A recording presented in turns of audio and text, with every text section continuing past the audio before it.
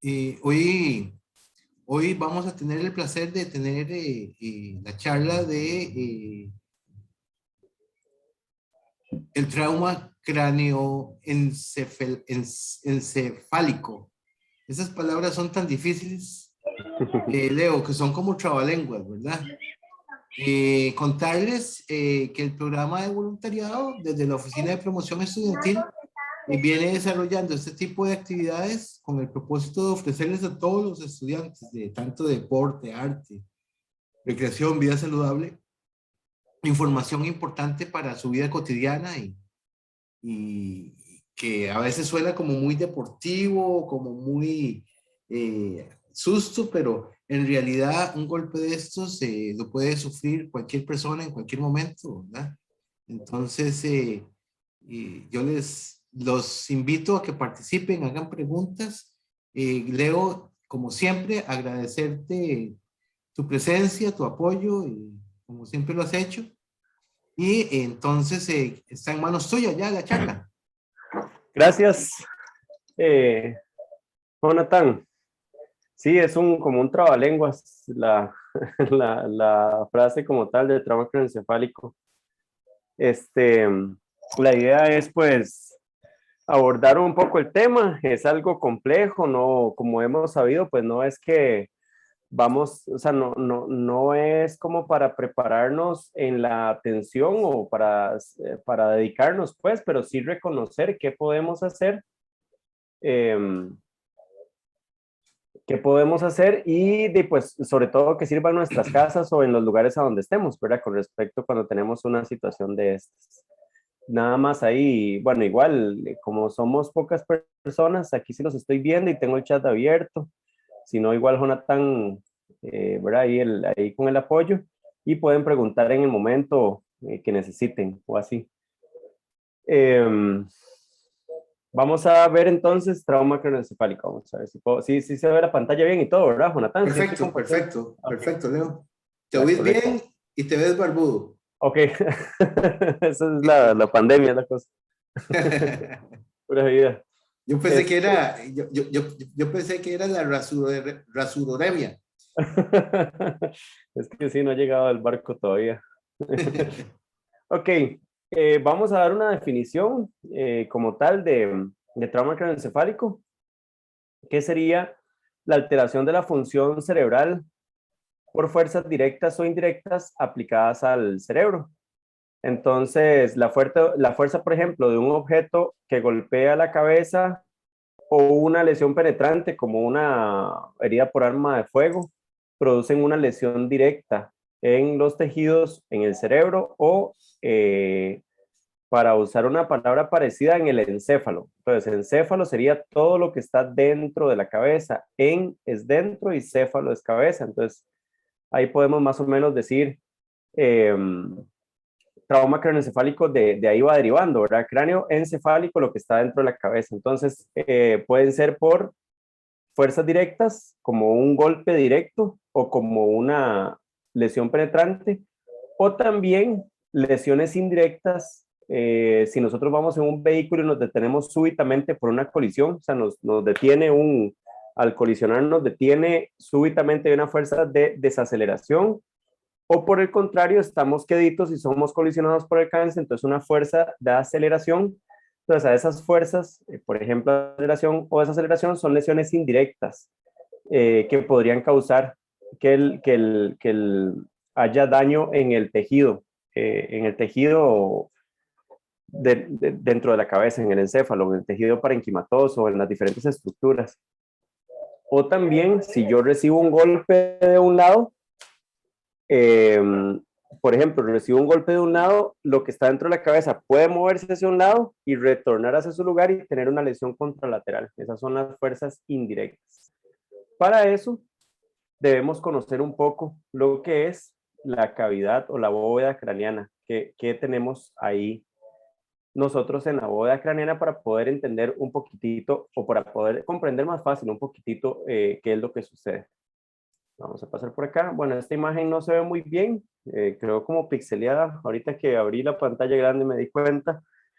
La idea con esto es, con el movimiento, al que se ve sometido el paciente por lo que suceda, digamos, como sucede a ese conjunto de fuerzas físicas o a ese conjunto de situaciones que suceden durante la lesión. Se le conoce como mecanismo de lesión, son todas las fuerzas físicas que afectan y la manera de energía que afecta cuando sufrimos algún accidente o alguna caída.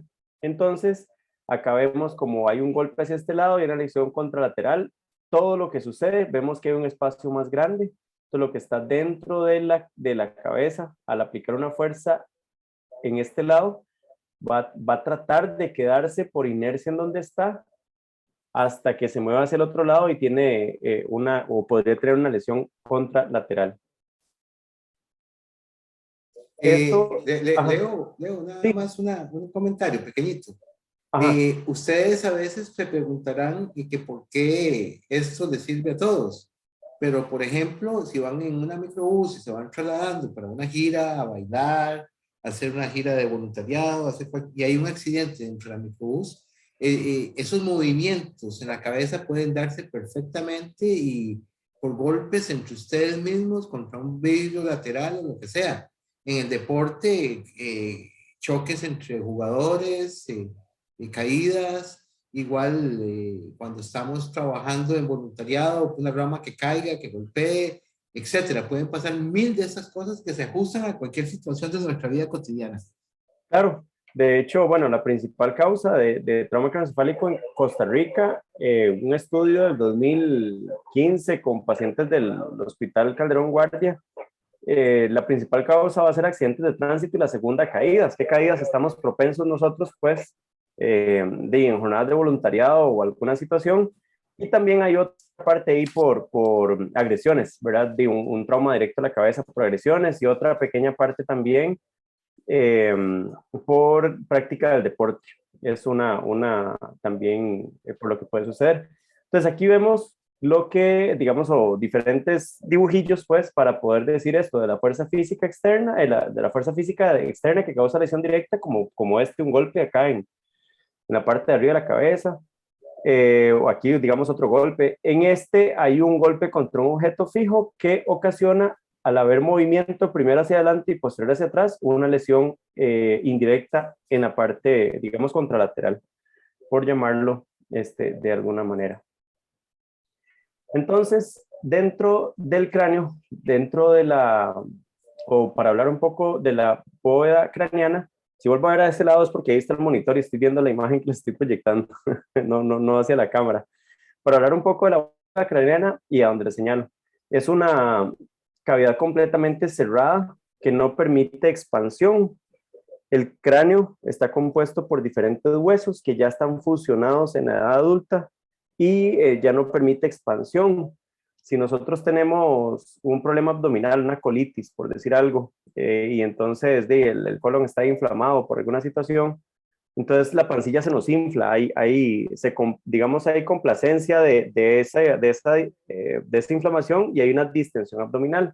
Eso no ocurre, por hacer una comparación muy fácil, eso no ocurre con lo que está en la bóveda craneana. Si tuviéramos una lesión cerebral, una lesión en el parénquima cerebral, entonces no es como que el cráneo se nos puede inflamar para poder complacer esa inflamación y favorecer la curación. Eso no sucede porque es completamente hermético, o sea, es completamente cerrado y no permite expansión de volumen. Dentro de la bóveda craneana van a haber tres componentes principales, que va a ser el tejido propiamente dicho, va a ser la sangre, la sangre ya tanto que llega como que drena, digamos, lo que es el volumen sanguíneo, y el tercer componente va a ser el líquido cefalorraquídeo, que es un líquido, si se ve acá por debajo, como en estas telitas de araña, digamos, va a ser un líquido en el cual está suspendido todo el cerebro, todo el encéfalo. En ese líquido funciona para darle protección contra traumas y movimientos, y también para llevar nutrientes al parénquima cerebral. Entonces, hay esos tres componentes. Ahorita vamos a ver por qué les digo esto. Si hubiera una lesión, un golpe grande afuera que daña de alguna manera el tejido, si nosotros nos golpeamos un brazo, pues se va a inflamar porque hay un daño a los tejidos, ¿verdad? Entonces, si hubiera un golpe afuera que daña el tejido y comienza a inflamarse, va a haber alguno de estos componentes que debe verse sacrificado. Por ejemplo, si el tejido se comienza a inflamar y se expande, de los otros dos componentes, que sea el líquido cefalorraquídeo y sangre, debe sacrificarse uno de los dos para poder cumplir con la cantidad específica en el espacio que puede contener. Si se sacrifica la sangre y llega menos volumen sanguíneo, pues el daño va a ser mayor. Entonces, tenemos la bóveda craneana que está compuesta por hueso. Aquí nosotros vemos, es esto amarillillo que se ve dentro de hueso. Ahí hay diferentes vasos sanguíneos. Debajo de esa capa de hueso, vamos a tener unas capas que cubren el sistema nervioso central, que cubren el encéfalo y la médula espinal, que se conocen en conjunto como meninges, que son tres. La de más afuera se llama la dura madre, la de más adentrillo se llama aracnoides, y la otra más profunda se llama la pía madre, que está aquí, es la que está como decir pegada a todo el tejido como tal. Dentro de esas... Una anécdota, una anécdota. Adelante, adelante. Vos sabés que las meninges, esta que estás hablando, entre otras, de la dura madre, de ahí, al principio, cuando está recién nacido, neonatal prácticamente, esa es como decir un coco cuando se pela, que le queda la membranita ahí, que no se ve el agua, y ahí está, y es muy suavecito cuando está recién nacido. Por eso es tan preocupante que un niño se caiga, porque no hay protección, sino que eso se puede colapsar. Pero también había un dicho cuando nosotros crecíamos que era, le dieron por la dura madre, ¿verdad? Le dieron por la madre. Pero viene por ahí el dicho, porque precisamente era como, si a uno le van a dar por la madre es como casi asesinarlo, ¿verdad? Pero por ahí viene, y la dura madre era una de las meninges que sí, cuando está recién nacido es completamente accesible a una lesión y casi que mortal, ¿verdad? Sí, el asunto, por eso les decía, digamos, de que en la vida adulta estén fusionadas ya, porque cuando se nace, los huesos del cráneo aún no están unidos, y esto se hace para que el cráneo pueda pasar por el canal vaginal. Entonces, se puede mover incluso para poder adaptarse al canal vaginal, y los huesos que son, hay dos huesos parietales, dos temporales, un frontal y un occipital, están unidos, o sea, todavía no llegan a estar unidos, entonces puede sentir esos huequillos. Si tenemos la fontanela, que es lo conocido, la mollera, ¿verdad? Tenemos una fontanela posterior y una fontanela anterior. La fontanela anterior se cierra más rápido, la fontanela posterior puede tardar un poco más. Esas fontanelas incluso se pueden palpar en el recién nacido, ¿verdad? Y en los bebés muy pequeños. Y también son de gran información a la exploración, digamos, de los pacientes. Un bebillo que esté deshidratado, por decir algo, va a tener una fontanela deprimida, y si son de muchos hallazgos, e incluso de estudios de imágenes médicas, digamos, por alguna patología, un radiólogo que necesite hacer un ultrasonido, tiene un acceso directo ahí en la fontanela, tiene un acceso directo al tejido precisamente encefálico, si necesitan ver alguna situación. Y sí, es de gran peligro, pues los golpes, ¿verdad? No tiene, la bóveda craneana todavía no está formada y no nos puede proteger aún tanto recién nacidos de un golpe o una caída. Ok. Entonces ya adentro tenemos lo que se conoce como el encéfalo, que es lo que está dentro de la cabeza. Básicamente podríamos decir que dentro de la cabeza vamos a encontrar cerebro, cerebelo y tallo cerebral. Esos son como los tres componentes, dichos muy fácil, de lo que vamos a encontrar. Esta imagencilla es como ver un corte acá de frente, como que cortemos de frente, y aquí estamos viendo este tejido cerebral. Vemos que es un poco más oscuro, las partes periféricas son un poco más oscuras, digamos, las partes que nos rodean. También vemos que hay como curvaturas, ¿verdad? Que no es liso el cerebro, por llamarlo de alguna, sí, no es liso.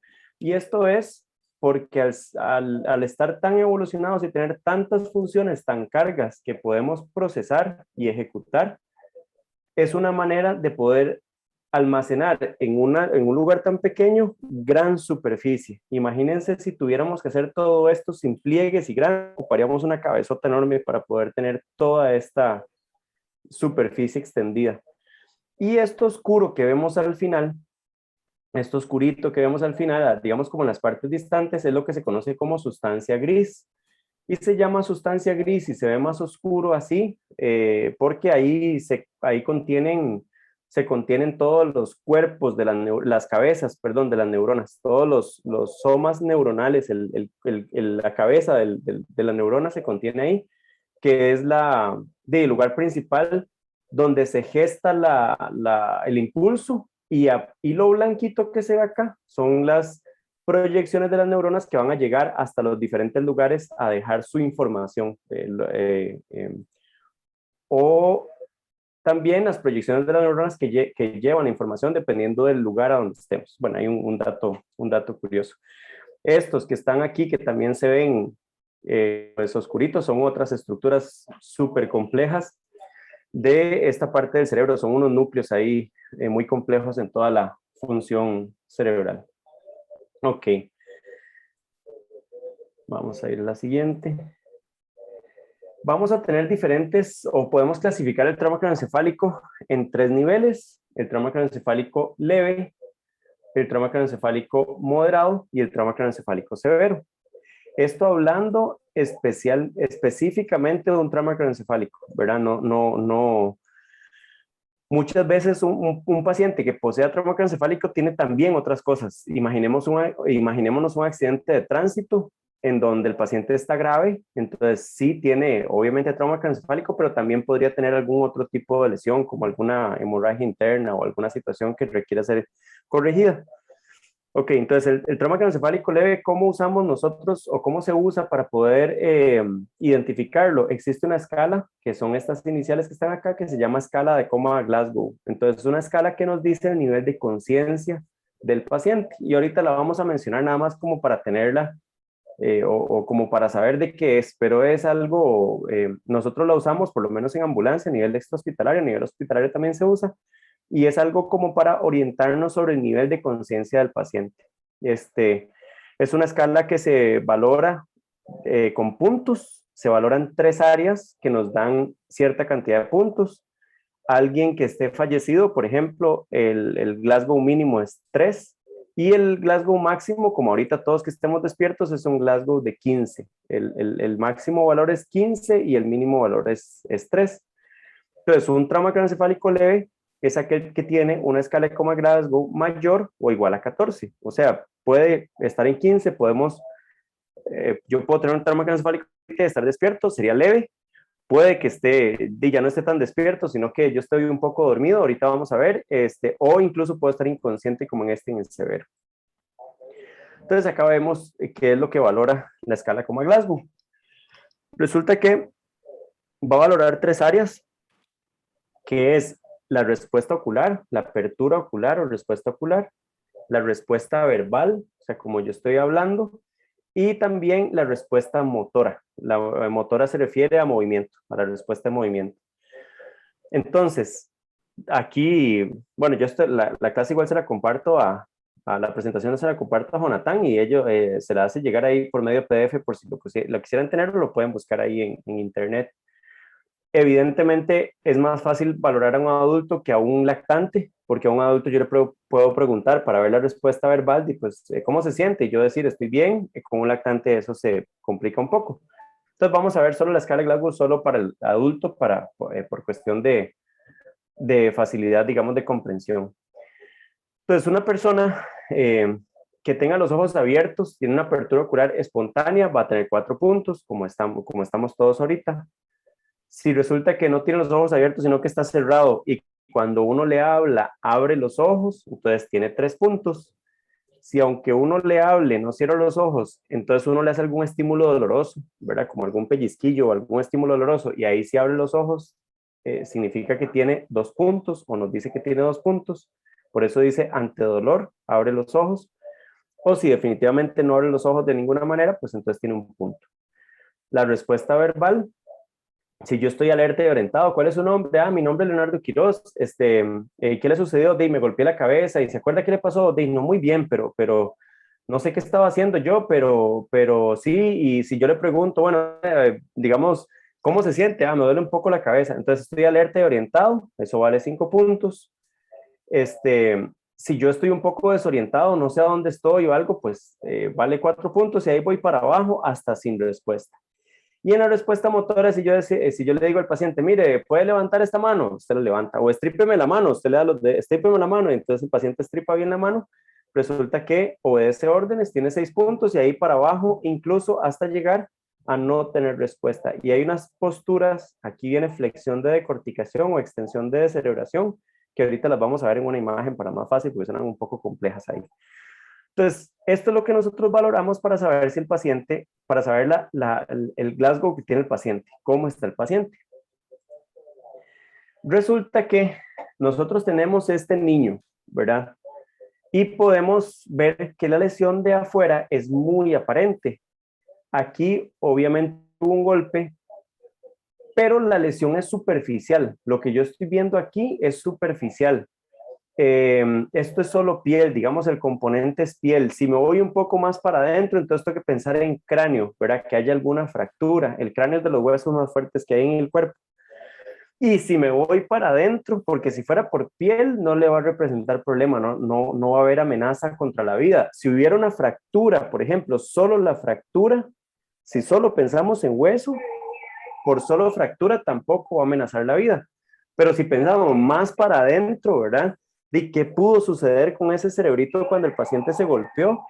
No es lo mismo que yo tenga este paciente y tiene esta chichota porque se tropezó, a que yo tenga este paciente y tiene esta chichota porque se cayó de 3 metros, ¿verdad? No va a ser el mismo paciente porque en el de Leo, la... Ajá, tenemos una pregunta de José Antonio. Levantó la ok, mano. A ver, ok, José, adelante. Sí, muy buenas adelante, tardes. estudio. Muy buenas tardes. Bueno, seguramente creo que tal vez no le di tiempo de explicarlo todo, ¿verdad? En ese sentido, pero eh, viendo la imagen de los niños, creo que se recomienda que ellos no se duerman en cierto tiempo, digamos, después de que se golpean. ¿Eso es un mito o es cierto? Porque incluso yo he visto personas adultas que se han llevado un golpe, eh, específicamente en bicicleta, y esa persona llegó a acostarse y falleció porque no se fue a revisar al pensar que la lesión no era tan severa para acudir a revisión, ¿verdad? En este caso al Claro, hospital. claro. Bueno, viera que esas de las preguntas cuando se da un curso de primeros auxilios o alguna charla y específicamente estas, las preguntas en las que uno tiene la mente siempre puesta. No está en ninguna diapositiva, pero evidentemente cuando, digamos, hice la charla, pues pensé en esta pregunta y es muy válida. No tiene nada que ver el dormirse o no dormirse. Por ejemplo, si me quedo despierto, la lesión no avanza o si me duermo, la lesión se empeora. O sea, no se relaciona una cosa con otra. Lo que sí es cierto, eh, lo que sí es cierto es que si el paciente se duerme, yo no tengo cómo vigilar su nivel de conciencia. Ahí eso sí es cierto. Entonces, imagínense este paciente que tiene este golpe. Imagínense cómo se movió lo que está dentro de la cabeza, ¿verdad? Cuando digamos que se cayó de frente. Entonces, lo que está dentro de la cabecita del encéfalo se fue hacia adelante y después se fue hacia atrás en contra, digamos, en la fuerza contraria. Digamos que haya algún problema, que no haya daño en el tejido, sino que hay un problema solo del golpe fuerte y eso pueda generar inflamación y pueda generar alteración del estado de conciencia que no se presentó en la primera hora, pero se presenta horas después y el paciente está dormido. Entonces, no hay cómo saber si la alteración de la conciencia, o sea, si el paciente está dormido por estar inconsciente o está dormido porque es el proceso normal de dormir. No sé si me explico. Entonces, si nosotros, el paciente no importa si se duerme, pero tenemos que estar vigilantes del paciente, ¿verdad? Si no consultamos al centro médico. Entonces, incluso cuando, digamos, si van al hospital de niños con un paciente el hospital del niño les va a entregar una hoja con los signos de alarma, o sea, ¿qué hacer? Ok, aquí está el niño, se golpeó la cabeza, vigilen esto durante X cantidad de horas posteriores, ¿verdad? Y cualquier cosa lo vuelven a traer. No sé si quedó bien la respuesta. Sí, sí Sí, sí, le... Ok, sí, era más que todo porque me parece que es uno de esos mitos populares, ¿verdad? es un Que mito. Ahora sí, vean, me devuelvo y esta es otra, algo importante, me devuelvo a esta de acá. Resulta que en el proceso normal del envejecimiento, el cerebro del adulto mayor tiende a atrofiarse un poco, parte por deshidratación, parte por diferentes procesos fisiológicos del envejecimiento, pero tiende a atrofiarse un poco. Al atrofiarse, digamos entendiendo atrofiarse como hacerse más pequeño, al atrofiarse la cavidad craneal no se va a atrofiar, esa ya tienes, es sólida, ¿verdad? Va a tener su tamaño. Entonces, esta red o este espacio que vemos aquí, que se llama espacio subaracnoideo, y se llama así porque parece como una telilla de araña, ¿verdad? Entonces, por eso se dice aracnoides a esta capa. Este espacio se va haciendo más poquito, con que se haga un par de milímetros más grande, se vuelve más débil. Y estos vasos sanguíneos que están acá se pueden romper con gran facilidad y son vasos sanguíneos, estos se ven muy grandotes, pero pueden romperse algunos vasos sanguíneos muy pequeñitos, que son vasos sanguíneos venosos, y pueden generar una hemorragia que es insidiosa, que comienza gotita a gotita. Entonces es común que nosotros vayamos a las casas a atender a algún adulto mayor que no, digamos que tiene algún deterioro en su nivel de conciencia, por ejemplo, que no ha querido comer desde hace un día y que ya desde hace unas horas ni siquiera se quiere levantar de la cama y que está muy dormido, tiene alguna alteración del estado de conciencia y con la historia de que hace 2 días se cayó y se golpeó la cabeza.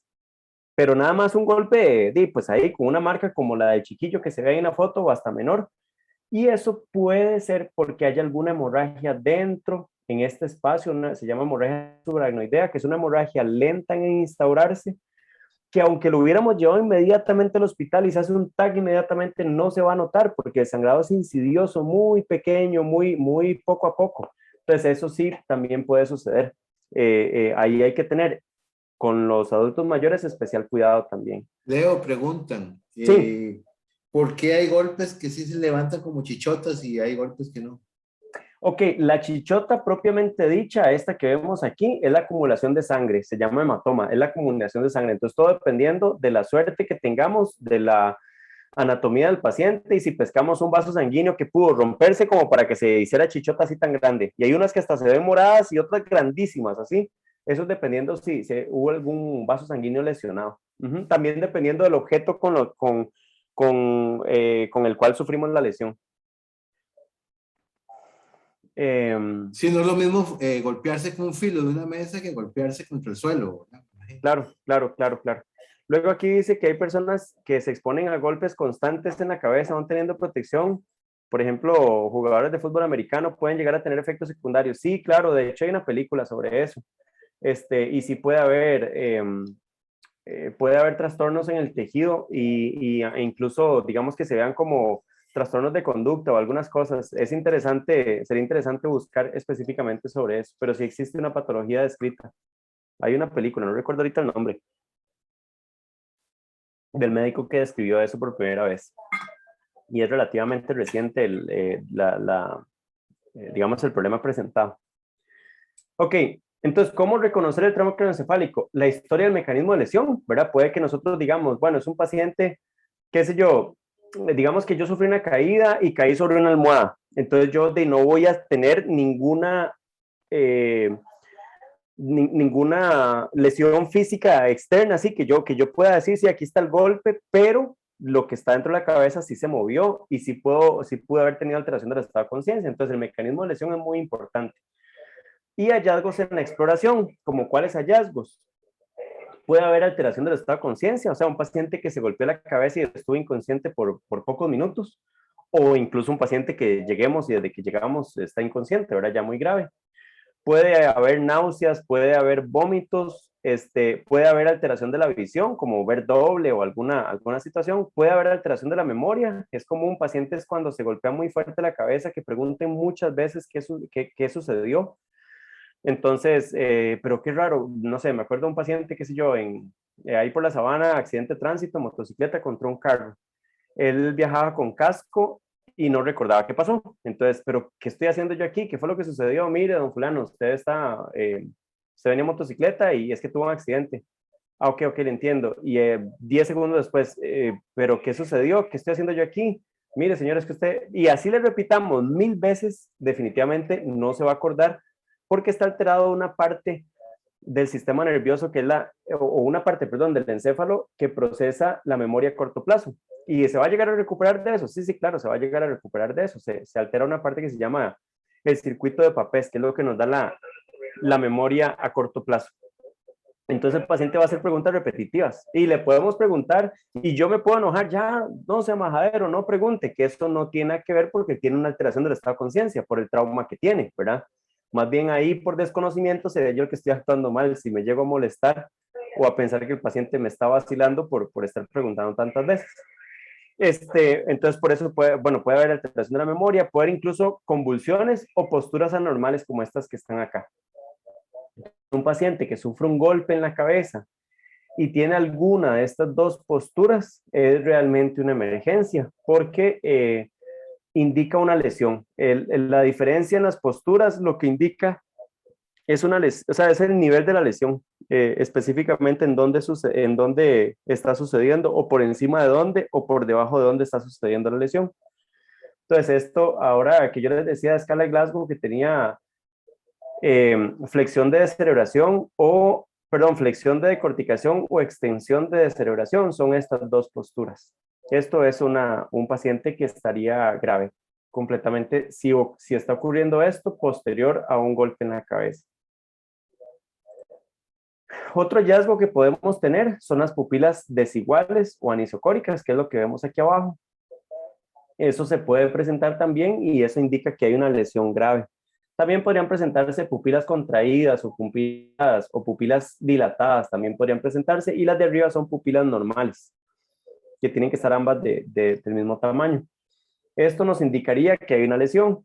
Lo que sucede en la diapositiva siguiente va a venir qué es lo que sucede. Entonces, esto es lo que les decía ahora. Dentro del cráneo van a haber tres componentes, que es el líquido cefalorraquídeo, el encéfalo y el volumen sanguíneo. Si existe algún daño, entonces aparece un cuarto componente, no tres componentes, como una masa. Esa masa puede ser sangre, que está en un lugar que no tiene que estar, ¿verdad? Como digamos, esas hemorragias que yo les decía, o si hay edema de tejido o alguna cosa. Entonces, los componentes del líquido cefalorraquídeo y el volumen sanguíneo se sacrifican para poder para poder complacer, digamos, esa distensión. Eso ya va siendo un problema porque va aumentando la presión que hay dentro del cráneo. Hay un valor específico de presión intracraneana. Si la masa aumenta, ¿qué va a suceder con los tejidos? Por ejemplo, esta es la masa. Entonces, ¿qué va a suceder con los tejidos? Comienzan a desplazarse y hay estructuras por las cuales esos tejidos se van a herniar o salir. La herniación es la protrusión, digamos, de un órgano a través de una hendidura o alguna estructura. En este caso, esto de aquí abajo es cuando ya sale hacia la médula espinal. Entonces, hacia la cavidad espinal.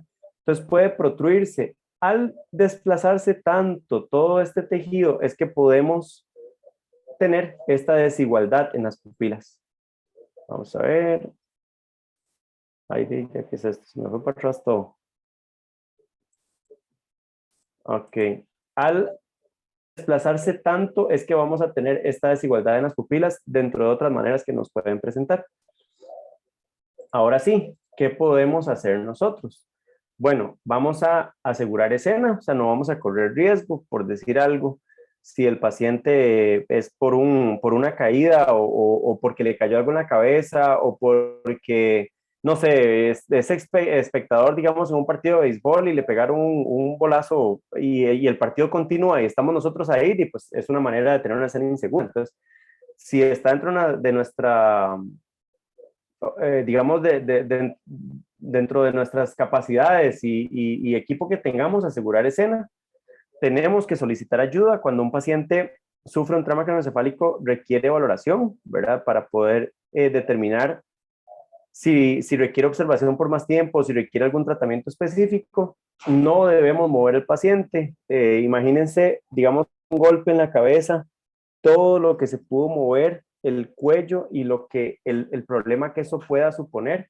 Entonces, no debemos mover el paciente y debemos mantener la vía aérea permeable. Esto es hacer que el paciente respire. Por ejemplo, si de alguna manera podemos hacer para que el paciente respire bien, digamos, si tiene sangre o alguna cosa y podemos limpiarla sin correr riesgo nosotros, entonces esto le va a servir para mantener la vía aérea permeable. Eso sí, sin mover al paciente, sin que eso suponga mover al paciente. Y esperar la ayuda. Hablando de los casos específicamente, digamos, en los cuales el paciente solo tiene alteración del estado de conciencia, por ejemplo, se golpeó la cabeza y estuvo inconsciente un rato, sí es bueno igual mantener el paciente acostado, no mover el paciente y solicitar ayuda, que sean los profesionales que lleguen al lugar o el centro médico donde lleven al paciente, que sean los que de acuerdo a los hallazgos, pues que nos puedan decir qué más podemos hacer. Si tienen alguna duda. Sí, bueno, yo hace tiempo me parece que había escuchado que la OMS creo que tenía, por decirlo así, como la política de que una persona tal vez no podía atender a otra sin que ésta portara guantes. No sé si todavía está como vigente esa política o... Bueno, definitivamente. Suave, Leo, un momento. Ajá. ¿Qué es la UMS? Porque acordate que no todos estamos empapados en el tema y hay varias gente. La Organización Mundial de la Salud. Ajá. Ah, la OMS, ok. La OMS, sí. Sí. Definitivamente, okay. Bueno, vamos a ver, como en el contexto nuestro, acá, ¿verdad? Sabido que las charlas no es como que nos den un permiso para atender pacientes, ¿verdad? Pero es de gran conocimiento y ayuda, ni quiera Dios, pero en el caso de que algo suceda en un lugar a donde nosotros estemos viendo y observando. Parte de asegurar la escena definitivamente es utilizar guantes, ¿verdad? Si llevamos un curso de primeros auxilios o tenemos un título de primeros auxilios, nos van a decir, ande guantes, tiene que andar guantes. Incluso yo me acuerdo que yo tenía un compañero de la Cruz Roja allá por finales de los años 90, como que era el único soldado romano en las procesiones de Semana Santa que usaba una guantera en el disfraz de soldado romano, porque era un cruzrojista muy fiebre, le decíamos nosotros, ¿verdad? Entonces era el único que usaba un estuche con foco y tijeras y los guantes y la guantera a la par, que es como un estuchito que usábamos antes en la faja de los pantalones. Entonces eso es parte de asegurar escena. Definitivamente, si nosotros no tenemos protección, ¿verdad? Y el paciente tiene sangre y nosotros no conocemos, es una manera de decir que la escena está insegura y no podríamos trabajar. Claro, lo ideal es mejor estar preparados, ¿verdad? Y usar guantes. Y el contacto con cualquier fluido corporal, incluso el sudor, puede ser riesgoso para nosotros. Y sangre, ni qué decir, puede ser riesgoso. Entonces sí, eso es parte de asegurar escena. Y en el contexto actual de COVID-19, pues como no sabemos ¿verdad? Cómo está la persona, si está enfermo, si asintomático, si está vacunado. Entonces también eso no es como que fácilmente podamos acercarnos a otra persona sin asegurar escena antes, que en ese caso sería protección respiratoria. Es importante, como lo dice Leo, todo lo que se ofrece en estas charlas de parte de Leo son recomendaciones, sugerencias, y no está capacitando a nadie para hacer nada. Lo que hacemos es dar recomendaciones de cómo actuar y cómo tratar de interpretar, pero no nos autorizan a ser ni paramédicos, ni cruzrojistas, ni mucho menos. Entonces, sí es importante, o sea, tener conocimientos, porque a veces podemos estar envueltos en una situación X, ¿verdad? Y saber que uno tiene que asegurar la escena, que mantenerse de largo, que no afecte, qué posición puede tomar la persona mientras llega una ambulancia, una cosa así. Todas esas cosas son importantes, pero nunca intervenir son recomendaciones, ¿verdad, Leo? Exactamente. De hecho, aquí pues hay varios videos que requieren como de ciertas prácticas, por ejemplo, de cómo abrir la vía aérea en un paciente que sospechamos, digamos, de lesión cervical. Entonces, por decir algo, yo tengo un paciente que se golpea la cabeza, le cuesta respirar, o bueno, no es que le cueste respirar, por el trauma en la cabeza tiene alteración en los centros respiratorios y respira de inadecuada manera. Entonces, eso supone una emergencia. Por ejemplo, les cuento un caso de un señor que estaba en un tractor, ahí un bajo, no sé cómo se llama, un tractor ahí, una excavadora, y cayó de 4 metros, una altura así. Esa estructura es muy fuerte y pues él no, o sea, no estuvo prensado ni nada, sino porque la estructura es muy fuerte y está hecho para eso. Lo que pasa es que a donde cae, boca arriba, con las llantas hacia arriba, el señor se golpea la cabeza. Cuando llegamos, el señor estaba en paro cardiorrespiratorio, o sea, no había pulso ni respiración, pero realmente él no tiene lesiones severas. O sea, el paciente lo que tenía era un golpe en la cabeza, que por el golpe normal tuvo alteración en la respiración mientras pasa esa conmoción, digamos, mientras pasa ese trauma inicial. Y como no hay nadie que le pueda abrir vía aérea, entonces el señor hizo paro respiratorio. Nosotros lo sacamos del carro, le dimos masaje RCP, pasamos medicamentos y lo sacamos del paro y lo llevamos al hospital y todo bien. Entonces hay técnicas para poder abrir vía aérea, que algo muy simple, si yo estoy boca arriba ¿verdad? Y la lengua se va hacia atrás, hacia el piso de la boca, entonces yo les puedo decir que abran vía aérea de esta manera. Pero si yo hago esta manera, estoy moviendo el cuello. Si yo abro vía aérea de esta manera, hacia atrás, con el paciente boca arriba, ¿verdad? Por supuesto. Aquí atrás estoy moviendo el cuello, podría lesionar más al paciente. Entonces hay una técnica específica de cómo abrir vía aérea sin mover el cuello, pero supone como cierta práctica. Por eso no lo puse en el video. En las jornadas de voluntariado la hemos hecho, ¿verdad? Ya esperemos pronto, Jonathan, ¿verdad? Poder tener una jornada de voluntariado y vernos y meter todo esto que hemos visto en algunas prácticas y demás. Correcto. Y hacerlo cada uno. Correcto. Pero igual, muchas gracias al compañero que nos ha estado participando, porque ojalá todos participaran como él, porque eso nos vuelve un poco más interesante la charla. Esto es un poco la idea de estas conversaciones, que se vuelva un conversatorio y que podamos preguntar y compartir experiencias y otro tipo de cosas como los mitos y otras situaciones que se dan. Claro. Si no hay más preguntas, porque siempre tenemos tiempo reducido, porque a veces vienen otras charlas, como ya vieron la anterior, les agradecemos su presencia y estas charlas se estarán subiendo en YouTube y compartiendo a final de mes en la página de nosotros, del programa de vida de promoción estudiantil, la oficina. Gracias Leo, como siempre, y gracias muchachos por su compañía y pasen buenas noches. Gracias, Jonathan, y muchas gracias a todos por la oportunidad. Muchas gracias, buenas noches. Igualmente, Bueno. hasta luego.